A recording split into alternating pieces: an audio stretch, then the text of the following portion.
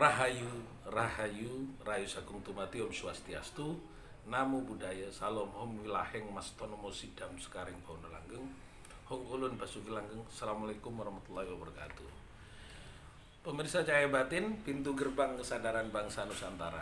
Ini kita akan membahas tentang Aksorobo, Bayu Sejati Kang Andalan.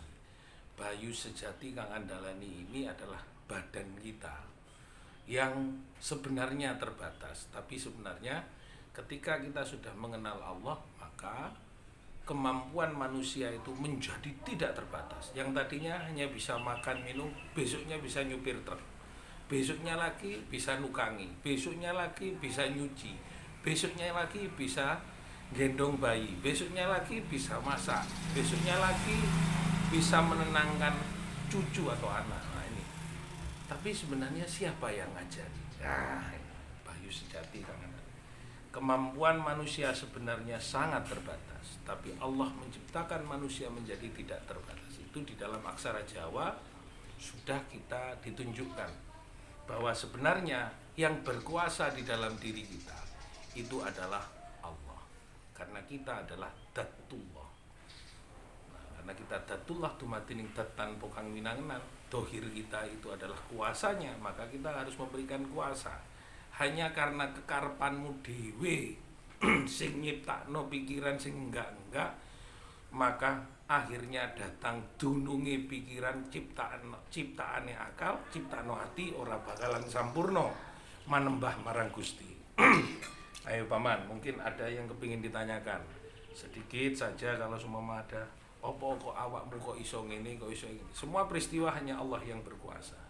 Setiap sampean mengalami sesuatu apapun, itu adalah kuasa Allah terhadap diri kita. Jangan dianggap ujian, karena Allah tidak punya kelas untuk menguji, karena Allah juga tidak punya sekolahan untuk menguji murid-muridnya. Allah itu berkuasa atas semuanya. Oh, kalau ada yang mungkin peristiwa apa yang terjadi dengan sampean? Peristiwa kesusahan. Oh ya, oke. Apa ya? Kesusahannya apa ini? Ya, seperti kematian, ditinggal anak gitu. Apa? Akhirnya yang terjadi apa ketika ditinggal? Ya susah lah. Susah. Terus rasanya gimana ya? Perut tuh rasanya pisah, pedot. Nah, gitu. Susah. Tadinya karena ada anak sampai ada yang bantu, kan gitu toh. Ketika ada anak, urusan pekerjaan yang berat-berat, yang dikongkon kan kayak gitu.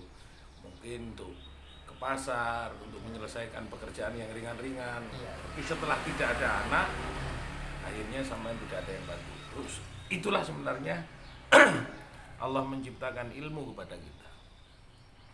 Apakah sampean masih tetap sabar menerima kuasa Allah dalam kehidupan, atau Anda sendiri sudah menjadi sedih karena Allah memberikan ilmu di dalam kehidupan?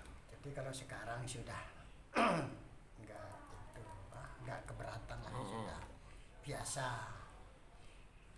Masalah itu waktu pertama toh. Gitu. Apa yang sampean dapatkan sebenarnya? Pemahaman opo sing sebenarnya oleh Gusti iku didunungno dalam kenyataan hidup. Anda disuruh apa sebenarnya? Ya disuruh sabar. Sabar. Kayak apa sabar itu? Kalau Pak Sabar jualan tahu atau bisa jualan sate. Kalau sabar itu kayak apa sih? Kalau sabar tuh banyak apa itu, rentetannya banyak. Iya.